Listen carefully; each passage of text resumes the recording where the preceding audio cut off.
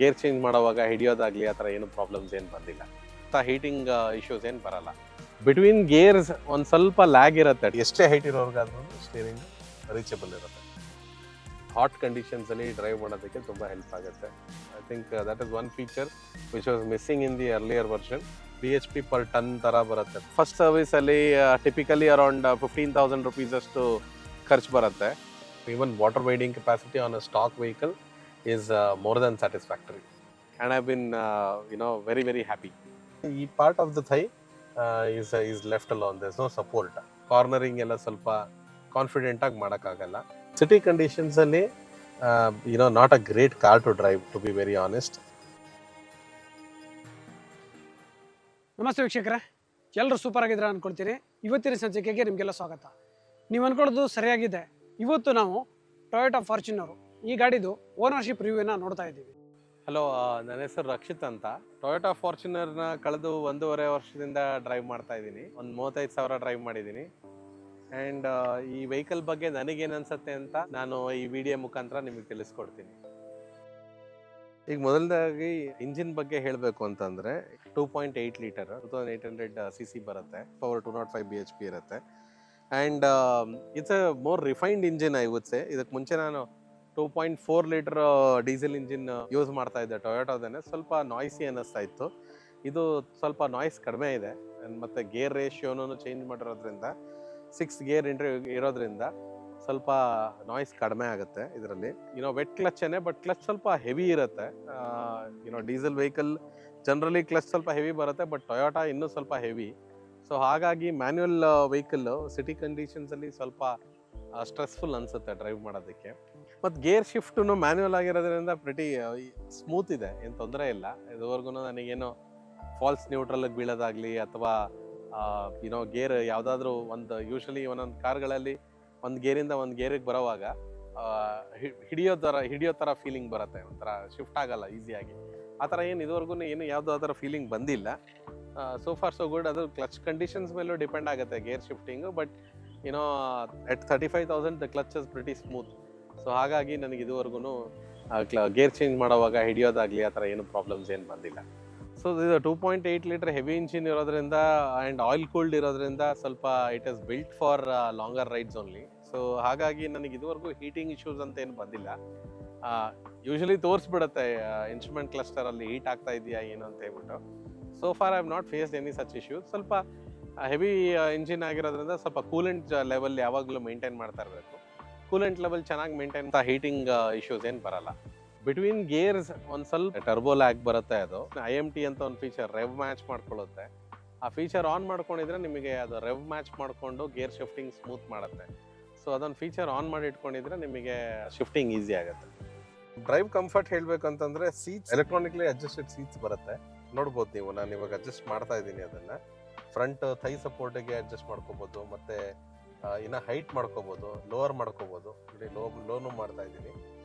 Depending on how tall the person is, ಅಂದರೆ ಇಷ್ಟು low ಮಾಡ್ಕೊಬೋದಿಲ್ಲ, ಆಯಿತಾ. ಸೊ ನಾನು ನನ್ನ ಹೈಟ್ ಪ್ರಕಾರ ನಾನು ಫುಲ್ಲು ಟಾಪ್ ಮೋಸ್ಟ್ ಕಾನ್ಫಿಗರೇಷನಲ್ಲಿ ಇಟ್ಕೊಂಡಿರ್ತೀನಿ. ಸೊ ಇದು ಕಂಪ್ಲೀಟ್ ಎಲೆಕ್ಟ್ರಾನಿಕ್ ಅಡ್ಜಸ್ಟ್ಮೆಂಟ್ ಬರುತ್ತೆ. ಮತ್ತು ಫ್ರಂಟ್ನು ಈ ಲಂಬರ್ ಸಪೋರ್ಟ್ ಎಲ್ಲ ಬರುತ್ತೆ. ಹೀಗೆ ಲಂಬರ್ ಸಪೋರ್ಟ್ ಮಾಡ್ಕೋಬೋದು, ರಿಕ್ಲೈನ್ ಮಾಡ್ಕೋಬೋದು. ಈ ಪಾರ್ಟ್ ಈಸ್ ಲೆಫ್ಟ್ ಅಲೋನ್. ನೀವು ನೋಡ್ಬೋದು ಇವಾಗ ನಾನು ಹಿಂಗೆ ಕುತ್ಕೊಂಡಿದ್ರೆ. ಸೊ ಲಾಂಗ್ ಡ್ರೈವ್ಸಲ್ಲಿ ಒಂದೇ ಒಂದು ಏನೋ ಇಂಪ್ರೂವ್ಮೆಂಟ್ ಬೇಕಾಗಿತ್ತು ಸೀಟಿಂಗಲ್ಲಿ ಅಂತಂದರೆ ಸ್ವಲ್ಪ ಎಕ್ಸ್ಟೆಂಡೆಡ್ ಸೈಜ್ ಸಪೋರ್ಟ್ ಬೇಕಾಗಿತ್ತು.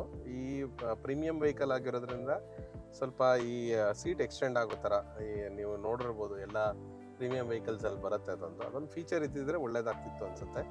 ನಾನು 5.8 ಇದ್ದೀನಿ. ಸೊ ನನ್ನ ಹೈಟಿಗೆ ಸ್ವಲ್ಪ ಥೈ ಆಚೆ ಲಾಂಗ್ ಡ್ರೈವ್ಸಲ್ಲಿ ಏನಾಗುತ್ತೆ ಅಂತಂದರೆ ಸ್ವಲ್ಪ ನೀವು ಇಲ್ಲಿ ಆಪರೇಟಿವ್ ಮಾಡ್ತಿರೋದ್ರಿಂದ ಈ part of the thigh is left alone. There's no support. ಹಾಗಾಗಿ ಸ್ವಲ್ಪ ಅನ್ಕಂಫರ್ಟೇಬಲ್ ಅನಿಸುತ್ತೆ. ಸೊ ಅದೊಂದು ಮಾಡ್ಬೋದಿತ್ತು. ಎನಿಬಡಿ ಹೂಸ್ ಅಬೌವ್ 6 ಎಲ್ಲ ಅವ್ರಿಗೆ ತುಂಬಾ ಕಷ್ಟ ಆಗ್ಬಿಡುತ್ತೆ. ಹೆಚ್ಚಿನ ಪೋರ್ಷನ್ ಆಫ್ ದ ಲೆಗ್, ಕಾಲು ಆಚೆ ಉಳ್ಕೊಂಬಿಡುತ್ತೆ. ಹಾಗಾಗಿ ಅವರಿಗೆ ಸ್ವಲ್ಪ ಅನ್ಕಂಫರ್ಟೇಬಲ್ ಅನಿಸುತ್ತೆ. ಮತ್ತು ಸ್ಟೇರಿಂಗು ಕೂಡ ಅಡ್ಜಸ್ಟೇಬಲ್ ಇರುತ್ತೆ. ಸೊ ಹಾಗಾಗಿ ಓವರ್ ಆಲ್ ಈಗ ನಾನು ಕೂತಿರೋ ಪೋಸ್ಚರ್ ನೋಡ್ಬೋದು ನೀವು. ಲಾಂಗ್ ಡ್ರೈವ್ಸಿಗೆ this is the most comfortable posture for me. ಯಾಕೆಂದರೆ ನನ್ನ ಥೈ ಮೇಲೆ ಇದು ಸಪೋರ್ಟ್ ಇರುತ್ತೆ. ಬಾಟಮ್ ಆಫ್ ದ ಸ್ಟೇರಿಂಗ್ ಹಿಡ್ಕೊಂಡಿರ್ತೀನಿ ಈ ಥರ ಎರಡು ಕಡೆ. ಸೊ ಒಂದು ಕೈ will be resting on the door like this and one hand ನನ್ನ ಲ್ಯಾಪ್ ಮೇಲೆ ಇರುತ್ತೆ. ಎಷ್ಟು ಬೇಕಾದ್ರೂ ಡ್ರೈವ್ ಮಾಡ್ಬೋದು. ಐ ಮೀನ್ ಏನೋ ಸ್ವಲ್ಪ ಎಕ್ಸಾಸ್ಟ್ ಆಗಲ್ಲ, ಸುಸ್ತಾಗಲ್ಲ ಬೇಗ. ಎಷ್ಟೇ ಹೈಟ್ ಇರೋರ್ಗಾದ್ರೂ ಸ್ಟೀರಿಂಗ್ ರೀಚಬಲ್ ಇರುತ್ತೆ. ಸೀಟ್ ವೆಂಟಿಲೇಟೆಡ್ ಇರುತ್ತೆ, ಲೋವರ್ ಪೋರ್ಷನ್ ಅಪ್ಪರ್ ಪೋರ್ಷನ್ ಎರಡೂ. ಬ್ಯಾಕಿಗೆ ಮತ್ತು ಇವನ್ ಥೈಸಿಗೆ ಎರಡೂ ಕಡೆ ವೆಂಟಿಲೇಷನ್ ಇರುತ್ತೆ. ಸ್ವೆಟಿ ಕಂಡೀಷನ್ಸಲ್ಲಿ, ಹಾಟ್ ಕಂಡೀಷನ್ಸಲ್ಲಿ ಡ್ರೈವ್ ಮಾಡೋದಕ್ಕೆ ತುಂಬ ಹೆಲ್ಪ್ ಆಗುತ್ತೆ. ಕೋಲ್ಡ್ ಕಂಡೀಷನ್ಸಲ್ಲೂ ವೆಂಟಿಲೇಟೆಡ್ ಸೀಟ್ಸ್ ಇರುತ್ತೆ. So I think it is very very useful. ನೀವು ಇವಾಗ ಸಪೋಸ್ ಕೋಸ್ಟಲ್ ಸೈಡ್ ಎಲ್ಲಾದರೂ ಹೋಗ್ತಿದ್ದೀರಾ, ತುಂಬ ಸ್ವೆಟ್ ಆಗ್ತೀರಾ, ಶರ್ಟೆಲ್ಲ ನೆಂದು ಹೋಗುತ್ತೆ, ಅದೆಲ್ಲ ಅವಾಯ್ಡ್ ಮಾಡ್ಬೋದು. ಮತ್ತು ಈವನ್ ಚಳಿನಲ್ಲೂ ಸಮೇತ ಡ್ರೈವ್ ಮಾಡುವಾಗ ವಾರ್ಮ್ ಅನಿಸುತ್ತೆ. ಮಕ್ಕಳಿದ್ದಾಗ ತುಂಬಾ ಹೆಲ್ಪ್ಫುಲ್ ಆಗುತ್ತೆ. So I think that is one feature which was missing in the earlier version, which has been added after 2022 onwards. So it is a great feature to add. 100 bhp per ton tara baratte power to weight ratio, which is very good for a vehicle of this size. Hilly conditions allೂ ಕೂಡ ತುಂಬ regular gear change ಕೇಳಲ್ಲ. ನನ್ನ go to gear ಬಂದ್ಬಿಟ್ಟು third gear. ಹಿಲ್ಲಿ conditions ಅಲ್ಲಿ ಥರ್ಡಲ್ಲಿ ಇಟ್ಕೊಂಡ್ರೆ ನಾನು ಆರಾಮಾಗಿ ghat sections ಪೂರ್ತಿ ಕ್ಲೈಮ್ ಮಾಡ್ಬೋದು. ಇಳಿಯೋವಾಗ್ಲೂ ಸಮೇತ ಥರ್ಡಲ್ಲಿ ಇಟ್ಕೊಂಡಿರ್ತೀನಿ. ಯೂಶಲಿ ಫೋರ್ತ್ ಥರ್ಡ್ಗೆ ಯೂಶಲಿ ಪುಷ್ ಮಾಡ್ತಿರ್ತೀವಿ. ಫಿಫ್ತ್ ಸಿಕ್ಸ್ತ್ ಯೂಸ್ ಆಗೋದೇ ಇಲ್ಲ, ಬರೋದಿಲ್ಲ. ಯಾಕೆಂದರೆ ಹೈ ಆ್ಯಂಡ್ ಟಾರ್ಕ್ ಹೊರಟೋಗುತ್ತೆ. ಹಾಗಾಗಿ ಹೈ ಸ್ಪೀಡ್ಸಿಗೆ ಯೂಸ್ ಆಗುತ್ತೆ ಆ ಗೇರು. ಮತ್ತು ಇದು 4-wheel ಡ್ರೈವ್ ಟ್ರಿಮ್ ಆಗಿರೋದ್ರಿಂದ it comes with 2 4-wheel drive modes. ಒಂದು ಲೋ ಗೇರ್ ರೇಷಿಯೋ, ಇನ್ನೊಂದು ಹೈ ಗೇರ್ ರೇಷಿಯೋ, 2 ಬರುತ್ತೆ. ಲೋ ಗೇರ್ ಬಂದ್ಬಿಟ್ಟು ನಿಮಗೆ ಯೂಶಲಿ ಕ್ಲೈಮ್ಸ್, ತುಂಬ ಇನ್ಕ್ಲೈನ್ಸು, ಮಡ್, ಸ್ಲಶು, ಅಲ್ಲಿ ಲೋ ಗೇರ್ ಹಾಕ್ತೀರಾ. ಈಗ ನೋಡ್ಬೋದು ನೀವು, ಹೀಗೊಂದು ಸ್ವಿಚ್ ಮಾಡಿ ಲೋ ಗೇರ್ಗೆ ಹಾಕಬೇಕು. ಲೋ ಗೇರ್ಗೆ ಹಾಕಿದ್ಮೇಲೆ ನೀವು ಇಲ್ಲಿ ನ್ಯೂಟ್ರಲಲ್ಲಿ ಇಟ್ಬಿಟ್ಟು ಲೋ ಗೇರ್ಗೆ ಹಾಕಬೇಕು. ಅದಾದಮೇಲೆ first, second, third, fourth, fifth ರೆಗ್ಯುಲರಾಗಿ ಹೆಂಗೆ ಆಪ್ರೇಟ್ ಮಾಡ್ತೀರಾ ಆ ಥರ. ಸೊ ಇದ್ರದ್ದು ಒಂದು ವಿಶೇಷ ಏನಪ್ಪ ಅಂತಂದರೆ, ಈ ವೆಹಿಕಲ್ದು torque around 420 newton metres torque ಇರುತ್ತೆ, between 1400 to 2500 RPM ಅಲ್ಲಿ. So that's a very high torque. Any off-roader vehicle will typically have around 250 Nm. ಕಾರ್ಗಳೆಲ್ಲ 250 Nm ಇದ್ರೆ ಇದು ಆಲ್ಮೋಸ್ಟ್ ಡಬಲ್ ಟಾರ್ಕ್ ಬರುತ್ತೆ. Usually any slush, any mud or ಏನೇ incline ಇದ್ರೂ ಒಂದು 4-wheel low ಹಾಕ್ಬಿಟ್ಟು ಥರ್ಡಲ್ಲೇ ಆಚೆ ಬಂದ್ಬಿಡುತ್ತೆ. ಬಿಟ್ವೀನ್ ಸೆಕೆಂಡ್ ಆ್ಯಂಡ್ ಥರ್ಡ್ ಫಸ್ಟಿಗೆ ಪುಷ್ ಮಾಡೋ ಅಗತ್ಯನೇ ಇರೋದಿಲ್ಲ. ಇನ್ನು 4-wheel ಹೈ ಮೋಡ್ ಇರುತ್ತೆ. ಹೈ ಬಂದ್ಬಿಟ್ಟು ಈ ಸ್ಯಾಂಡ್ ಮತ್ತು ಈ ಬೀಚ್ ಕಂಡೀಷನ್ಸಲ್ಲೆಲ್ಲ ಡ್ರೈವ್ ಮಾಡೋದಕ್ಕೆ, ಸೊ ಅಂಥದಕ್ಕೆ ಹೆಲ್ಪ್ ಆಗುತ್ತೆ. ಸ್ವಲ್ಪ ಏನನ್ಕೋಬೋದು ಅಂತಂದರೆ, ಈ ಹೈ ಸ್ಪೀಡಲ್ಲಿ 4 ವೀಲಿಗೆ ಟ್ರಾಕ್ಷನ್ ಇಟ್ಕೊಂಡು 4-wheel ಡ್ರೈವ್ ಮೋಡಲ್ ಡ್ರೈವ್ ಮಾಡಬೇಕು ಅಂತಂದರೆ 4-wheel ಹೈಯಲ್ಲಿ ಡ್ರೈವ್ ಮಾಡ್ಬೋದು. ರೆಗ್ಯುಲರ್ ಇನ್ ಡ್ರೈವ್ ಮೋಡ್ ಬಂದ್ಬಿಟ್ಟು 2-wheel ಡ್ರೈವ್. 2-wheel ಡ್ರೈವಲ್ಲಿ ರಿಯರ್ ವೀಲ್ ಡ್ರೈವ್ ಇರುತ್ತೆ. I mean it's got sufficient power 2-wheel ಡ್ರೈವಲ್ಲೇ ವಿತ್ ರಿಯರ್ ವೀಲ್ ಡ್ರೈವ್. ಮತ್ತು ಇನ್ನೊಂದು ಫೀಚರ್ ಏನಪ್ಪ ಅಂದರೆ, ನೀವು ಹಿಲ್ ಡಿಸೆಂಟ್ ಕಂಟ್ರೋಲ್ ಇದೆ. ಎಲ್ಲಿಂದ ಈಗ ಮೇಲೆ ಯಾವ್ದಾದ್ರು ಬೆಟ್ಟ ಗುಡ್ಡ ಮೇಲಿಂದ ಕೆಳಗೆ ಇಳಿಯೋವಾಗ ಡಿಸೆಂಟ್ ಕಂಟ್ರೋಲ್ ಸ್ವಿಚ್ ಆನ್ ಮಾಡ್ಕೊಂಡ್ಬಿಟ್ಟು ನೀವು ಆಟೋಮೆಟಿಕ್ಕಾಗಿ ಅದನ್ನು ಸುಮ್ಮನೆ ಒಂದು ಗೇರ್ಗೆ ಹಾಕ್ಬಿಟ್ಟು ಕುತ್ಕೊಂಡ್ಬಿಡ್ಬೋದು. ನೀವು ಬ್ರೇಕ್ ಹಿಡಿಬೇಕು ಅಂತಿಲ್ಲ. ಅದಾಗೆ vehicle will start rolling down the hill. ಮತ್ತು ಒಂದು 245 to 250 ಮಿಲಿಮೀಟರ್ ಹೈಟ್ ಇರುತ್ತೆ ಗ್ರೌಂಡ್ ಕ್ಲಿಯರೆನ್ಸ್. ಹಾಗಾಗಿ ಸಾಮಾನ್ಯಕ್ಕೆ ಎಲ್ಲೇ ಹೋದ್ರೂ ಕಲ್ಲು ಅಥವಾ ಬಂಡೆ ಏನೇ ಸಿಕ್ಕಿದ್ರು ಎದುರುಗಡೆ ಕಾನ್ಫಿಡೆಂಟ್ ಆಗಿ ಅದನ್ನ ಮಧ್ಯದಲ್ಲಿ ಬಿಡ್ಬೋದು. ತಾಗತ್ತೆ ಅಂತ ಏನೋ ಒಂದು ಫೀಲಿಂಗ್ ಬರೋದಿಲ್ಲ. And apart from rough terrain, even water wading ಕೆಪಾಸಿಟಿನೂ ಚೆನ್ನಾಗಿದೆ ವೆಹಿಕಲ್ದು. ಏನಂತಂದರೆ, ನಾನು ಇದುವರೆಗೂ ನನ್ನ ಲೆವೆಲ್ವರೆಗೂ ವಾಟರ್ ವೇಡಿಂಗ್ ಮಾಡಿದ್ದೀನಿ. ಬಟ್ ಅದಕ್ಕೆ ಮೇಲೆ not preferred, not advised, not recommended. ಯಾಕೆ ಅಂದರೆ ಅಲ್ಲಿ ಏರ್ ಇಂಟೇಕ್ ಆಗ್ತಾ ಇರುತ್ತೆ, ಮತ್ತು ಏರ್ ಫಿಲ್ಟರ್ ಒಳಗಡೆ ನೀರು ಹೋಗ್ಬಿಟ್ರೆ ಸುಮ್ಮನೆ ಪ್ರಾಬ್ಲಮ್. ಸ್ನಾರ್ಕೆಲ್ ಇಲ್ದಲೇ ಇರೋದ್ರಿಂದ ವಾಟರ್ ವೇಡಿಂಗ್ ತುಂಬ ಬಾನೆಟ್ ಲೆವೆಲ್ಗೆಲ್ಲ ನಾಟ್ ಅಡ್ವೈಸ್ಡ್. ಸ್ನಾರ್ಕೆಲ್ ಹಾಕೊಂಡ್ರೆ ನೀವು ಬಾನೆಟ್ ಲೆವೆಲ್ವರೆಗೂ ವಾಟರ್ ವೇಡಿಂಗ್ ಮಾಡ್ಬೋದು. Even water wading capacity on a stock vehicle is more than satisfactory. So ನಾನು ಇದನ್ನು ಅರ್ಬನ್ ಮತ್ತು ಹೈವೇಸಲ್ಲಿ ಎರಡೂ ಕಂಡೀಷನ್ಸಲ್ಲಿ ಡ್ರೈವ್ ಮಾಡ್ತೀನಿ ಯೂಶಲಿ. ಬೆಂಗಳೂರಲ್ಲಿ ಬಂಪರ್ ಟು ಬಂಪರ್ ಟ್ರಾಫಿಕಲ್ಲಿ ಸ್ವಲ್ಪ ಬಲ್ಕಿ ಇರೋದ್ರಿಂದ ವೆಹಿಕಲ್ ಡ್ಯೂರಬಿಲಿಟಿ ಎಲ್ಲ ಸ್ವಲ್ಪ ಕಷ್ಟ. ತುಂಬ ಫ್ರೀಕ್ವೆಂಟಾಗಿ ಲೇನ್ ಚೇಂಜು, ಸಪೋಸ್ ಏನಾದರೂ ದೊಡ್ಡ ವೆಹಿಕಲ್ ಏನಾದರೂ ಅಡ್ಡ ಬಂತು ಅಂತಂದರೆ ಇಮಿಡಿಯೇಟಾಗಿ ಲೇನ್ ಚೇಂಜ್ ಮಾಡಿಬಿಟ್ಟು ಪಕ್ಕದ ಲೇನಿಗೆ ಹೋಗೋದು, ಅದೆಲ್ಲ ಸ್ವಲ್ಪ ಕಷ್ಟ ಆಗುತ್ತೆ. ಆಮೇಲೆ ಈ ಹೈಡ್ರಾಲಿಕ್ ಸ್ಟೇರಿಂಗ್ ಇರೋದ್ರಿಂದ ಸ್ವಲ್ಪ steering is also on a heavier side. ಹಾಗಾಗಿ ಸಿಟಿಯಲ್ಲಿ ಮ್ಯಾನ್ಯೂವರಬಿಲಿಟಿ ಸ್ವಲ್ಪ ಕಷ್ಟ ಆಗುತ್ತೆ. ಟಾರ್ಕ್ ಜಾಸ್ತಿ ಇರೋದ್ರಿಂದ ಸಿಟಿ ಒಳಗಡೆ ಸ್ವಲ್ಪ ಫ್ರೀಕ್ವೆಂಟ್ ಗೇರ್ ಚೇಂಜ್ ಕೇಳುತ್ತೆ. ಏನಾಗುತ್ತೆ, ಈಗ ಸಪೋಸ್ ಸೆಕೆಂಡಲ್ಲಿ ಇದ್ದೀನಿ ಅಂತಂದರೆ ನನಗೆ ಸ್ವಲ್ಪ ಸ್ಪೇಸ್ ಸಿಕ್ತು ಅಂತಂದರೆ ಥ್ರೋಟಲ್ ಕೊಡ್ತು ಅಂದರೆ ಥರ್ಡ್ ಗೇರಿಗೆ ಕೇಳುತ್ತೆ, ಟಾರ್ಕ್ ಜಾಸ್ತಿ ಇರೋದ್ರಿಂದ ಥರ್ಡ್ಗೆ ಹೋಗಲೇಬೇಕು. ಇಲ್ಲ ಅಂತಂದರೆ ನಿಮಗೆ ಒಂದು ಸ್ವಲ್ಪ ಜರ್ಕಿನೆಸ್ ಇರುತ್ತೆ. ಹಾಗಾಗಿ ಸಿಟಿ ಕಂಡೀಷನ್ಸಲ್ಲಿ not a great car to drive, to be very honest. It's not a driver friendly vehicle. ಅದಕ್ಕೋಸ್ಕರ ನೀವು ಈ ಫಾರ್ಚುನರ್ಸ್ ಎಲ್ಲ ಶಾಫರ್ ಡ್ರಿಫ್ಟ್ ಇರುತ್ತೆ, ನೀವು ನೋಡಿರ್ಬೋದು. But on the highways it is extremely good. Torque ಜಾಸ್ತಿ ಇರೋದ್ರಿಂದ ನಿಮಗೆ ಗೇರ್ ಚೇಂಜ್ ಕೇಳಲ್ಲ. 6th ಗೇರಿಗೆ ಒಂದ್ಸತಿ ಪುಷ್ ಮಾಡಿದ್ರೆ ಕಾನ್ಸ್ಟೆಂಟ್ ಆಗಿ 20 minutes 25 minutes ಡ್ರೈವ್ ಮಾಡ್ಬೋದು, ಏನೇ ಟ್ರಾಫಿಕ್ ಇದ್ರೂ. Even if the speed comes down from 120 to say 70 60, gear change ಕೇಳಲ್ಲ. ಹಾಗಾಗಿ ಸ್ವಲ್ಪ ನಿಮಗೆ ಇದು ಸುಸ್ತು ಅನ್ಸಲ್ಲ ಡ್ರೈವ್ ಮಾಡೋದಕ್ಕೆ, ತುಂಬ ಗೇರ್ ಮಾಡಬೇಕಾಗಿ ಬರಲ್ವಲ್ಲ ಹಾಗಾಗಿ. ಆಮೇಲೆ ಎಟ್ ಎ ಸ್ಟ್ರೆಚ್ ನಾನೊಂದು 1200 ಕಿಲೋಮೀಟರಿಂದ 1300 ಕಿಲೋಮೀಟರ್ ಡ್ರೈವ್ ಮಾಡಿದ್ದೀನಿ. Usually every year between June ಜುಲೈಯಲ್ಲಿ ನಮ್ಮದೊಂದು ಇವೆಂಟ್ ನಡೆಯುತ್ತೆ, ರೈನ್ ಫಾರೆಸ್ಟ್ ಚಾಲೆಂಜ್ ಅಂತ. ಅದಕ್ಕೆ ಗೋವಾಗೆ ಹೋಗ್ತಿರ್ತೀವಿ. ಸೊ ಅಲ್ಲಿ ಆ ಡ್ರೈವಲ್ಲಿ ಯೂಶಲಿ ಇದೇ ವೆಹಿಕಲ್ ತೊಗೊಂಡು ಹೋಗೋದು. ತುಂಬ ಕಂಫರ್ಟೇಬಲ್ ಇದೆ, ಓವರ್ ಆಲ್ ಕಂಫರ್ಟೇಬಲ್ ಇದೆ. ಬಟ್ ಅದೇ ಒಂದು ಒಂದು ಎಕ್ಸ್ಟ್ರಾ ಥೈ ಸಪೋರ್ಟ್ ಸಿಕ್ಕಿದ್ರೆ ಹೆಲ್ಪ್ ಆಗ್ತಿತ್ತು. ಅದರಿಂದ ಸ್ವಲ್ಪ ಕಾಲು ನೋವು ಬರುತ್ತೆ. But overall otherwise is okay. So ride quality is good. Vehicle height ಇರೋದ್ರಿಂದ ಸೆಂಟರ್ ಆಫ್ ಗ್ರಾವಿಟಿ ಇಶ್ಯೂಸ್ ಸ್ವಲ್ಪ ಇದೆ, ಸ್ವಲ್ಪ ಬಾಡಿ ರೋಲ್ ಜಾಸ್ತಿ ಇದೆ ಹಾಗಾಗಿ. But on 4 lane highway toll ರೋಡ್ಸಲ್ಲೆಲ್ಲ ಪರವಾಗಿಲ್ಲ. ಐ ಮೀನ್ ರೋಡ್ ಕಂಡೀಷನ್ಸ್ ಚೆನ್ನಾಗಿದ್ರೆ ಓಕೆ. ಬಟ್ ನನಗೆ ಒಂದು ರೀಸೆಂಟ್ ಎಕ್ಸ್ಪೀರಿಯನ್ಸ್ ಏನಾಯಿತು ಅಂತಂದರೆ 2 lane ಹೈವೇಸಲ್ಲಿ ಸ್ವಲ್ಪ ರೋಡ್ ಲೆವೆಲ್ ಇರಲಿಲ್ಲ. ಹೀಗೆ ಇರೋದ್ರಿಂದ ಸ್ವಲ್ಪ ಈ ಥರ ಆಡ್ತಾ ಇರುತ್ತೆ. ಸೊ ಸೈಡ್ ವೇಸು, ಹಾಗಾಗಿ ಸ್ವಲ್ಪ ಬಾಡಿ ರೋಲ್ ಐ ಥಿಂಕ್ ಅದು more of a suspension concern. So that is one issue. But ಅದೇ ಬಾಡಿ ಆನ್ ಫ್ರೇಮ್ ಇರೋದ್ರಿಂದ ಸ್ವಲ್ಪ ಬಾಡಿ ರೋಲ್ ಇರುತ್ತೆ. ಕಾರ್ನರಿಂಗ್ ಎಲ್ಲ ಸ್ವಲ್ಪ ಕಾನ್ಫಿಡೆಂಟಾಗಿ ಮಾಡೋಕ್ಕಾಗಲ್ಲ. ಸೊ ಹೈ ಸ್ಪೀಡ್ಸಲ್ಲಂತೂ ಮಾಡೋಕ್ಕಾಗೋದೇ ಇಲ್ಲ. ಟಾಪ್ ಸ್ಪೀಡ್ ಒಂದು ಆಲ್ಮೋಸ್ಟ್ 160-170 ಟಚ್ ಮಾಡಿದ್ದೀನಿ, ಟೆಸ್ಟ್ ಮಾಡೋದಕ್ಕೋಸ್ಕರ, ಪುಷ್ ಮಾಡೋದಕ್ಕೋಸ್ಕರ ವೆಹಿಕಲ್ನ. ಅದ್ರ ಮೇಲೆ ಹೋಗಿಲ್ಲ. ಯೂಶಲಿ ಫ್ಯಾಮಿಲಿ ಡ್ರಿವನ್ ವೆಹಿಕಲ್ ಆಗಿರೋದ್ರಿಂದ ಅದ್ರ ಮೇಲೆ ಸ್ಪೀಡಲ್ಲಿ ಹೋಗಿಲ್ಲ. But ideal cruising between 100 to 120 comfortable ಆಗಿ ಹೋಗುತ್ತೆ 6th ಗೇರಲ್ಲಿ. ಗೇರ್ ಚೇಂಜ್ ಕೇಳಲ್ಲ. Even if you bring it down to 80-70 ತೊಗೊಂಬಂದ್ರೂ ಸಮೇತ ಗೇರ್ ಚೇಂಜ್ ಕೇಳಲ್ಲ, ಟಾರ್ಕ್ ಜಾಸ್ತಿ ಇರೋದ್ರಿಂದ. ಸೊ ನನ್ನ ಪ್ರಕಾರ ಐಡಿಯಲ್ ಕ್ರೂಸಿಂಗ್ ರೇಂಜ್ ಅಂತಂದರೆ from speed stand point between 100 to 120. ಇನ್ನು ಲೈಟ್ಸ್ ಬಗ್ಗೆ ಹೇಳಬೇಕು ಅಂತಂದರೆ, ಇದು ಇಂಡಿಕೇಟರ್ಸ್ ವೈಟ್ ಕಲರ್ನಲ್ಲಿದೆ. ಆನ್ ಮಾಡಿದಾಗ ಆರೆಂಜ್ ಅಥವಾ ಆಂಬರ್ ಕಲರಲ್ಲಿ ಗ್ಲೋ ಆಗುತ್ತೆ. ಈ ಲೈಟ್ ಬಂದ್ಬಿಟ್ಟು LED ಫಾಗ್ ಲ್ಯಾಂಪ್ಸ್ ಬರುತ್ತೆ, ಹೆಲ್ಪ್ಫುಲ್ ಇನ್ ಫಾಗಿ ಕಂಡೀಷನ್ಸ್. ಮತ್ತು ಹೆಡ್ ಲ್ಯಾಂಪ್ಸ್ ಬಂದ್ಬಿಟ್ಟು by beam LED white lights ಬರುತ್ತೆ ಎರಡೂನು, ಹೈ ಬೀಮ್ ಮತ್ತು ಲೋ ಬೀಮ್. ಇವಾಗ ಲೋ ಬೀಮ್ನಲ್ಲಿದೆ. ಪ್ಲಸ್ ಅದ್ರ ಜೊತೆಗೆ DRL ಡೇ ರನ್ನಿಂಗ್ ಲೈಟು ಬರುತ್ತೆ.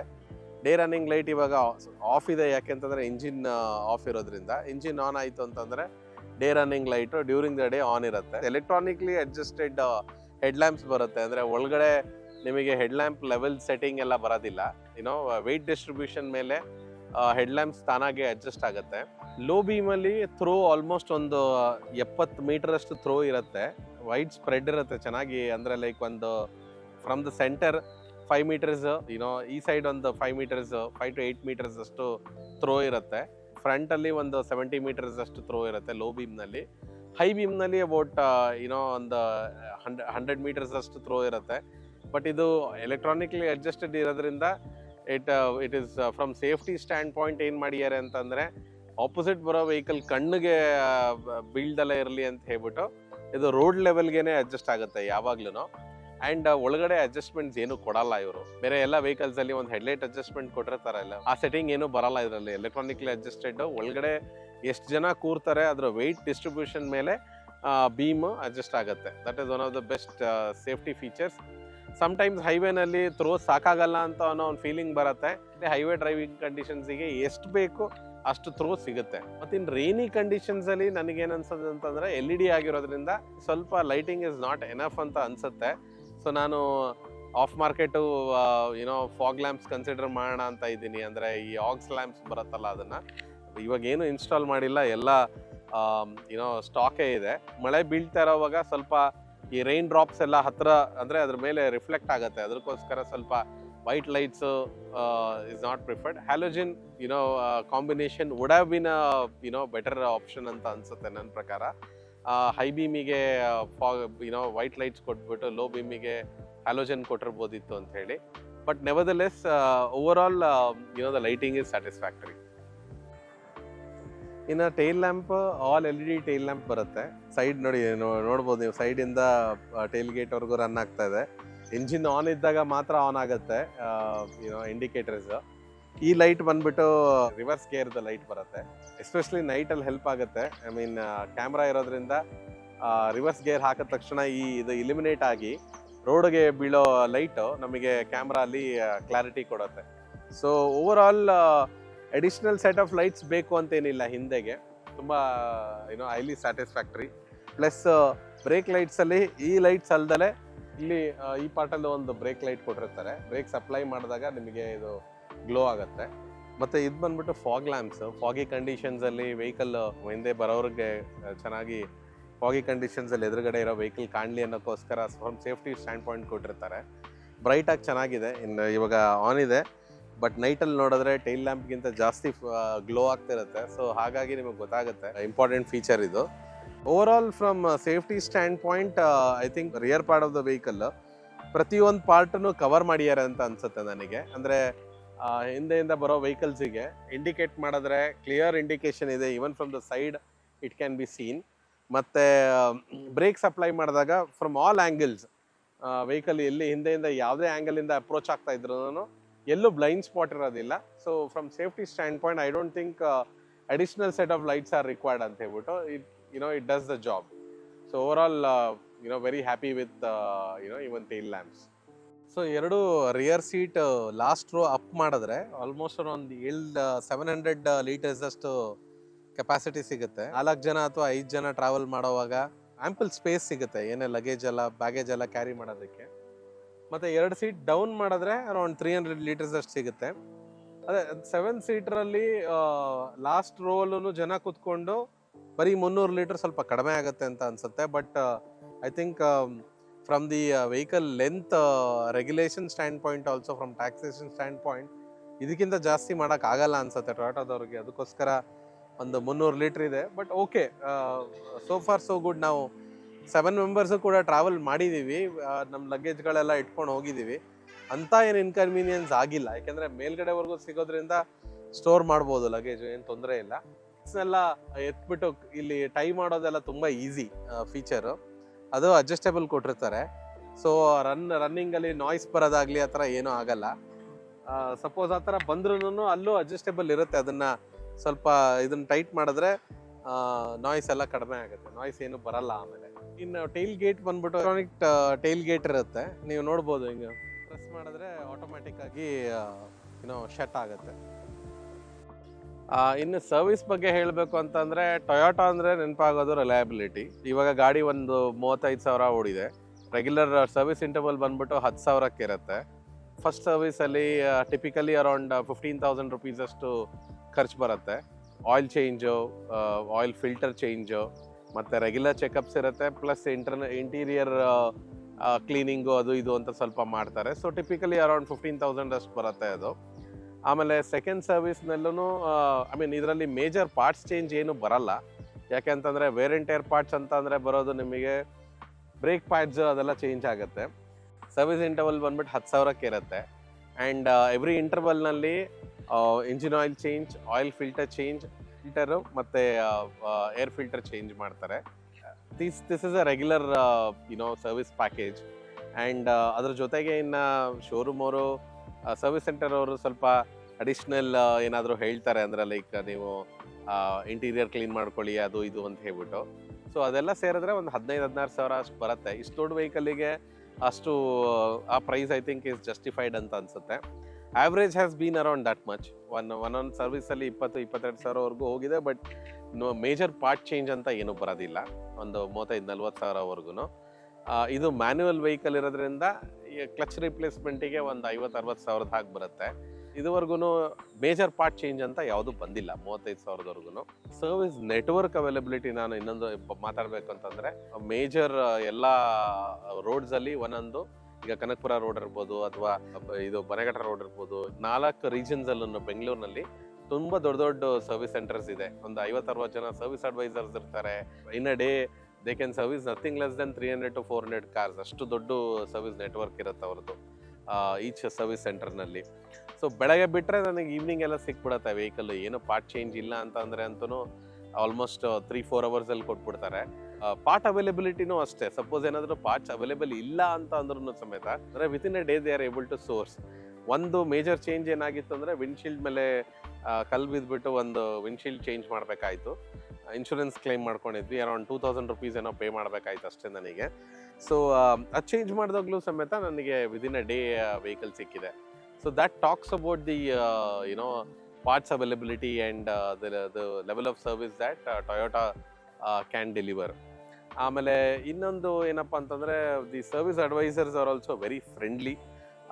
YONO quarter on quarter follow up ಮಾಡ್ತಾ ಇರ್ತಾರೆ, ವೆಹಿಕಲ್ ಹೇಗಿದೆ ಸರ್, ಪರ್ಫಾರ್ಮೆನ್ಸ್ ಹೇಗಿದೆ ಅಂತ ಫಾಲೋ ಅಪ್ ಮಾಡ್ತಾ ಇರ್ತಾರೆ. Even Toyota also keeps calling, Toyota also keeps checking whether the service network is good or not, last service experience ಹೇಗಿತ್ತು ಅಂತ ಹೇಳ್ಬಿಟ್ಟು.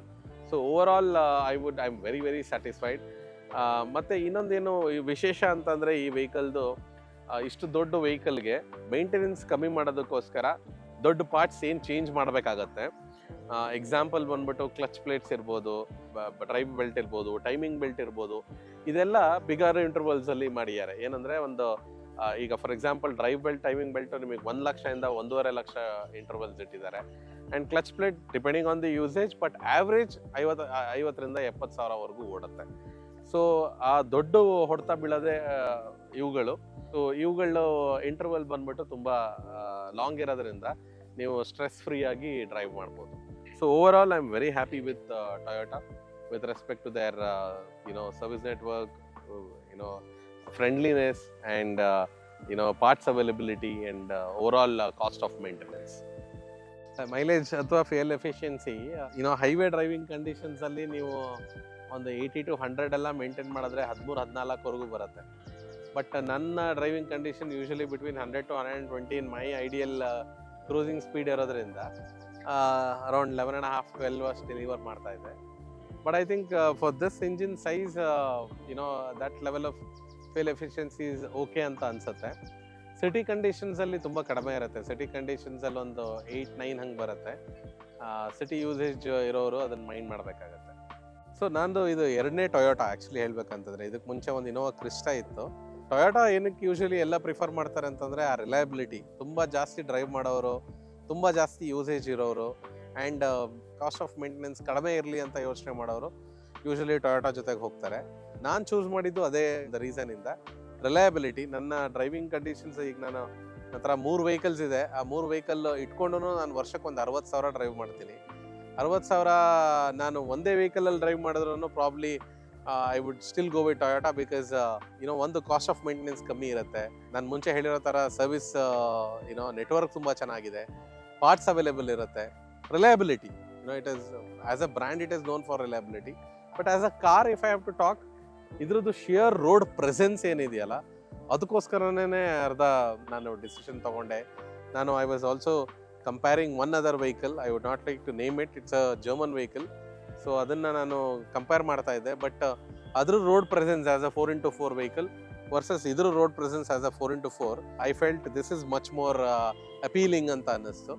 ಅದಕ್ಕೋಸ್ಕರ ನನ್ನ ಡಿಸಿಷನ್ ಫಾರ್ಚುನರ್ ಜೊತೆಗಿದೆ.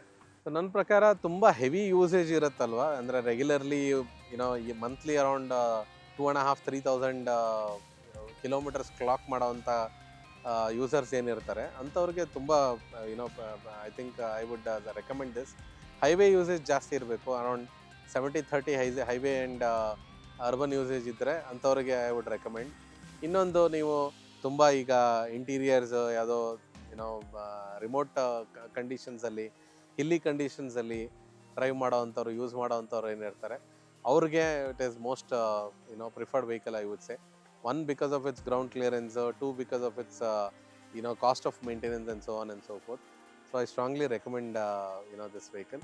ಮತ್ತೆ ಇನ್ನೊಂದು off roading, mild off roading, family ಒಟ್ಟಿಗೆ ಎಲ್ಲೋ ಬೆಟ್ಟ ಗುಡ್ಡಗಳಿಗೆ ಹೋಗಬೇಕು, ಕ್ಯಾಂಪಿಂಗ್ ಮಾಡಬೇಕು, ಟೆಂಟ್ ಹಾಕಬೇಕು, ಸ್ವಲ್ಪ ಅಂದ್ರೆ ಆ ಲೈಫ್ ಸ್ಟೈಲ್ ವೆಹಿಕಲ್ ಥರ ಯೂಸ್ ಮಾಡೋರ್ಗು 4-wheel drive ಟ್ರಿಮ್ ತೊಗೊಂಡ್ರೆ you will enjoy it. I recommend to this kind of clientele usually.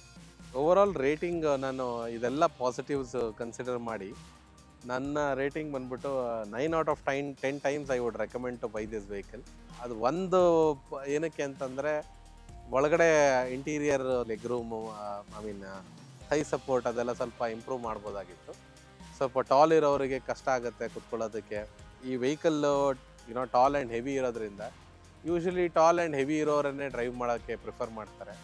So ಅವರಿಗೆ ಕಂಫರ್ಟೇಬಲ್ ಆಗಿರಬೇಕು. ಆ ಲೆವೆಲ್ ಆಫ್ ಕಂಫರ್ಟ್ ಕೊಡೋದಕ್ಕೆ ಇವರು ಇನ್ನೊಂದು ಸ್ವಲ್ಪ ಥೈ ಸಪೋರ್ಟ್ ಎಲ್ಲ ಇಂಪ್ರೂವ್ ಮಾಡ್ಬೋದಿತ್ತು ಅನ್ನೋ ಕಾರಣದಿಂದ 9 ಕೊಡ್ತಾ ಇದ್ದೀನಿ. Otherwise it's a 10/10 if they improve even the thigh support part of it. So overall ಹೇಳಬೇಕು ಅಂತಂದರೆ engine capacity wise, power wise and even maintenance wise I think it is a very very reliable vehicle. Engine noise reduce ಮಾಡ್ಬೋದಾಗಿತ್ತು, cabin noise reduce ಮಾಡ್ಬೋದಾಗಿತ್ತು. But diesel ಆಗಿರೋದ್ರಿಂದ 2.8 litre almost 3 litre engine ಆಗಿರೋದ್ರಿಂದ ಸ್ವಲ್ಪ noise ಒಳಗಡೆಗೆ ಬರುತ್ತೆ. Noise proof dampness ಎಲ್ಲ ಹಾಕ್ಬಿಟ್ಟು ಸ್ವಲ್ಪ ಇನ್ನೂ ಇಂಜಿನ್ ನಾಯ್ಸ್ ರೆಡ್ಯೂಸ್ ಮಾಡ್ಬೋದು. ಅದ್ರ ಬಗ್ಗೆ ಕಂಪ್ನಿ ಒಂದು ಸ್ವಲ್ಪ ಫೋಕಸ್ ಮಾಡಬೇಕು. ಬಟ್ ಆಫ್ ಮಾರ್ಕೆಟು ಅದು ಅವೈಲೇಬಲ್ ಇರುತ್ತೆ. There are people who do dampness and things like that. So ಅದು ಮಾಡ್ಕೋಬೋದು. But overall engine performance I am very very happy. All conditions, even city conditions ಇರ್ಬೋದು ಅಥವಾ highway conditions ಇರ್ಬೋದು, rough terrain conditions, ghat sections, ಎಲ್ಲ ಕಂಡೀಷನ್ಸಲ್ಲೂ ನಾನು drive ಮಾಡಿದ್ದೀನಿ and I been very very happy. So ನೋಡಿದ್ರಲ್ಲ, ಇದಷ್ಟೊತ್ತು ಈ ಗಾಡಿ ಬಗ್ಗೆ ಆನೆಸ್ಟ್ ಆಗಿ ಓನರ್ಶಿಪ್ ರಿವ್ಯೂನ ಕೊಟ್ಟಿದ್ದಾರೆ. ಎಂಜಿನ್ ಸೂಪರ್ ಆಗಿದೆ ಅಂತ ಹೇಳಿದ್ದಾರೆ, ಫೀಚರ್ಸು ಇದೆಲ್ಲ ಬಗ್ಗೆ ಹೇಳಿದ್ದಾರೆ, ಮೈಲೇಜ್ ಎಷ್ಟು ಕೊಡುತ್ತೆ ಅಂತ ಹೇಳಿದ್ದಾರೆ, ಸರ್ವಿಸ್ ಬಗ್ಗೆ ಹೇಳಿದ್ದಾರೆ, ಮತ್ತು ಗಾಡಿ ರಿಲಯಬಲ್ ಅಂತ ಹೇಳಿದ್ದಾರೆ. ಸೊ ಏನಕ್ಕೆ ಈ ಗಾಡಿನ ತೊಗೊಂಡಿದ್ದಾರೆ ಅಂತ ಕೂಡ ಹೇಳಿದ್ದಾರೆ. ಮತ್ತು ಯಾರು ಈ ಗಾಡಿನ ತೊಗೊಂಡ್ರೆ ಚೆನ್ನಾಗಿರುತ್ತೆ ಅನ್ನೋದನ್ನು ರಕ್ಷಿತ್ ಅವರು ನಮಗೆ ಎಲ್ಲನೂ ಹೇಳಿದ್ದಾರೆ. ಸೊ ಇದಷ್ಟು ಈ ವಿಡಿಯೋದಲ್ಲಿ. ಮುಂದಿನ ವಿಡಿಯೋದಲ್ಲಿ ಮತ್ತೆ ಸಿಗೋಣ. ಅಲ್ಲಿವರೆಗೆ ಟೇಕ್ ಕೇರ್.